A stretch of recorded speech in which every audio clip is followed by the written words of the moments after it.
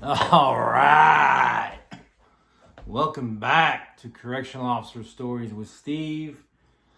As always, I'm your host, tuning in for another spectacular show, so I appreciate you. As always, if you're new here, go ahead and subscribe, smash that like button, and turn on that notification bell so you can get notified when I drop new content.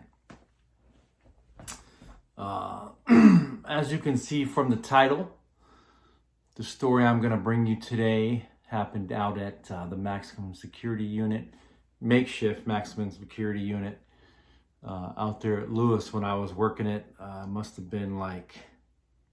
been right around 2010, 2011. Right in and around there. I can't remember the year, but it was right in and around that year. So remember, it was a max custody unit. The inmates only come out if they're restrained, they've been stripped out and they're restrained. And then we call up to the control room, or usually we call on our radios. Hey, all right, we're good to go. Pop 1 Charlie 13. The control room will give you an okay. She'll give you or he or she usually will give you, are you good to go? Yeah, good to go. Go ahead and pop it. So, and there's codes on the radios, but I'm just kind of, for time's sake, I'm just trying to tell you what's happening here. So just remember that. Think about that as I'm telling the story. So right out of the pod, there's a yard office where we would sit and do reports, and as we were doing our checks, we would sometimes bullshit and help on the yard sometimes if we needed to. And anyway, this was, I want to say it was a weekend because there was nothing going on. There was no medical line. We weren't running showers and rec. And we weren't short staffed. So I can't remember why we weren't doing anything, but I think it was a weekend. So we're sitting there, we're talking, and our control room officer had never worked up there, and she was from another unit. So she didn't, even though the controls are pretty much the same unit to unit on the west side, because they're cell settings, she had never worked up there. And one dock side, they could come out if they were going to chow or whatever. That wasn't a max side. It was just 1 Charlie, okay? So she was up there, and we're sitting there, and all of a sudden we start hearing doors pop, right? And we're like, what the hell? So she started popping doors in the max unit. Now remember, these inmates had been talking shit to each other. They had been, different. They had differences on the yard. These are max custody inmates, so they're all being cell warriors, running their mouth to each other because they know that they're not going to be able to get at each other unless something like this happens, right? Unless the cells get popped or they could break the doors open. But at that time, they weren't ripping no doors open. They were locked. We had one inmate that could do that. And I don't know if I've told that story, but I'll tell that story down the road. Nowadays, you can just pull them open, at some units anyway. So we start hearing doors pop. We get up. Our slider was closed, so they couldn't get out into the little hallway area into our office. We look, there's a window. We look through the window, and these inmates are like fighting each other, right? So she popped the damn cell doors, let some of these inmates out, and she let some of the worst inmates out that had been talking shit to each other. And it was a couple on the lower run and a couple on the upper run. So we're screaming at them to get back in their cells, right? Because we're not going to rush in there. It's just 2 of us. We initiate the incident command system. We're barking at them, lock down. We're giving them commands. They're not listening. They're continuing to fight. Sergeant comes down there. We end up getting a bunch of officers. The floor officer came over. The control room officer from 1AB came down. We're screaming at her to just stop everything. Don't touch the monitor. Don't do anything. Don't pop one more door. What are you doing? She's up there freaking out. I tell the sergeant, you should probably have her relieved, and send somebody up there that knows what they're doing like right now, and just have her come down. He ends up doing that. At that time we had enough staff. We all get suited and booted. they're still blasting each other now. And it seems like it went on for like 15 minutes. It only went on for like 5 to 10 minutes. That's how quick we got suited in Buddhas. All of our gear was right there in the office. So we're going in there like we're a cell extraction team. Helmets on. We already had our vests on. We got all of our restraints ready. Gas. We're ready to gas them up. Excuse me. We're screaming at them. We're coming in. We're coming in. This is your last opportunity to lock down. Last opportunity. We have our shields. We have, the biggest guys on the yard came down. We had some pretty big guys on our yard. And so finally, we have the new control room officer pop the slider so we could go in. And we rushed in there, and no sooner did we rush in there than these fucking inmates they all ran to their cells and locked down. Well, when your freaking adrenaline's rushing and you're ready to go, it's go time. You don't remember the freaking cells that were popped. We didn't remember. She didn't know what cells she popped. I don't even know how the hell that even happened.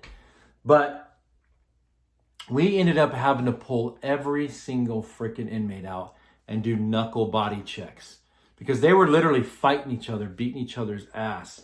So it ended up being like, I don't know, I think 10 to 12 inmates that we ended up finding marks on.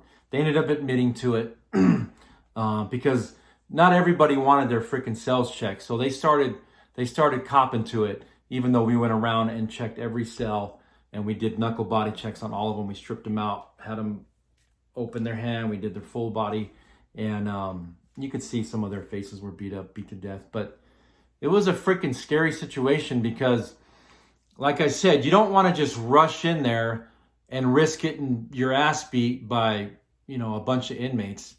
Because you rushed in there, they're probably going to turn on you. And 14 or 10 to 12 to 4, how many ever were out? There was like 10 to 12. You're probably not going to win that one. You might you might gas a few, but you're not going to win that one. It's not smart to rush in there.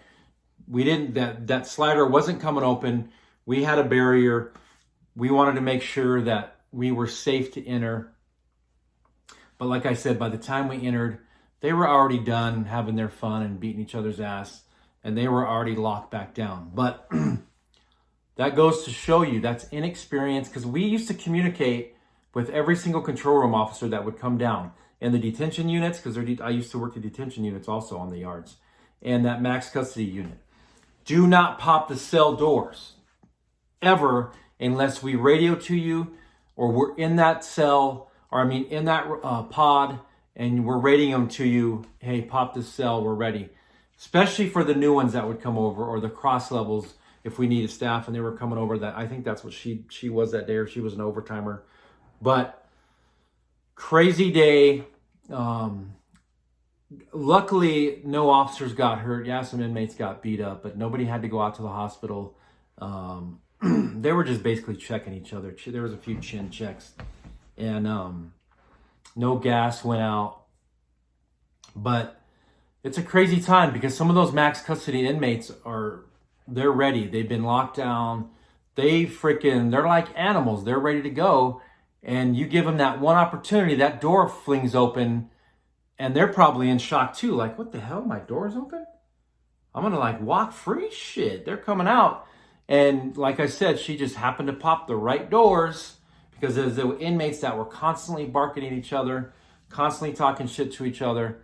Who knows if it was over debts or, their gang-related issues or whatever it was. But it was a crazy scenario, and you don't just want to rush into something like that if you don't have enough staff, because you don't know what they're going to do. You don't know if they've made weapons. Just because they're in a cell and you don't think they have anything, trust me, they can make weapons out of anything. They got a lot of time to prime metal off the frickin', because the bunks are made out of metal. So they got a lot of time to do a lot of shit.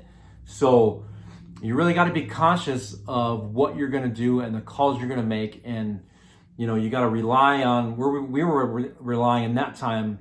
I said yesterday, we pretty much ran our pod, but that time we were kind of relying on our sergeant to make the decision. And luckily we had a really good sergeant who was the TSU commander. So at the time, and If you worked at Lewis, you probably know who I'm talking about. He's now retired, but he was a TSU commander forever. So yeah, he knew what time it was. It was go time. So that's just one of the crazier stories that I have. I've got a bunch of them. I mean, it's prison, shit happens all the time.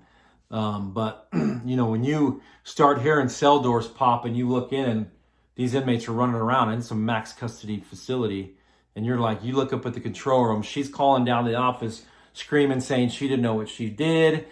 What she should have done was initiated ICS and called domain control, saying, you know, I've got inmates out, the doors have popped, whatever, and they'll teach you how to initiate an ICS. I need all staff to report, whatever you're going to say. I'm not going to go through the whole thing. But it was insane, man. It was a freaking crazy day. And it's a Saturday. You're like, honestly, you're just kind of chilling on a Saturday. Like, there's not a whole lot going on. Yeah, there might be wreck, but on the main yard. But in lockdown, there ain't no wreck going on. There ain't shit going on. So it was just crazy to start. You know, we're just sitting there like I'm sitting here, and then you just start hearing ping, ping, ping. And then you could just hear them going at it, like just going at it. Luckily, we got, within about 10 minutes, we had that situation under control.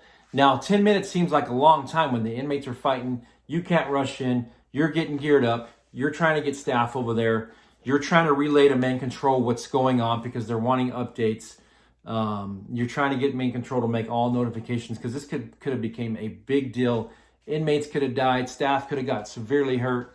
So remember, before you rush into something, make a conscious decision of what you're doing, especially if you become a supervisor and you got to make a call. That's why you need to realize you got to use policy as a guideline. You got to know what the hell you're doing. You got to be squared away. You got to keep that mind sharp and don't just go in there because you need a job. I constantly say that. If you just go into corrections because you need a job and you're just trying to hold yourself over until you can find something else, forget about it. Just go somewhere else. I'm telling you, go somewhere else because you're no good. I mean, you might become a good officer, but if you're just there and you're not squared away and you don't have your shit totally together, then I'm telling you, think about working somewhere else because you're working around some of the most dangerous people in the world. So in society, I'm telling you, it's not a game, folks. So have your shit totally together. And if you don't, then I don't know what to tell you. But at least try. You know what I mean? Don't just go in there. I'm telling you, don't just go in there because you need a paycheck. It ain't the right job for you. You probably won't end up lasting. You might get hurt. You might freaking cross that line and become a dirty officer. Who knows? But really think about the career you're going to choose before you go into corrections because it ain't a game. You're dealing with the worst of the worst. And that's their house in there. You know, we run it, but at any time, if they decide to take over, they're going to take over for a little bit. Yeah, we'll gain control back, but you might, get hurt or you might lose your life in the thick of things. You don't know. I mean, that's the worst case scenario. That's a severe losing your life. I don't think I've ever seen anybody, I never have saw anybody lose their life and they're getting beat down from an inmate. But it happens. Trust me, it happens. It's rare, but it happens. So that was just a little banger for you guys. 813, thank you for the inspiration on that. I appreciate it. I owe that to you. So again, shout out to you, my man. I appreciate it. That's the type of feedback I want. So go, if you're watching this, go check out 813 Southside's comment on the last video I made. So anyway, y'all, thanks for tuning in. I appreciate it.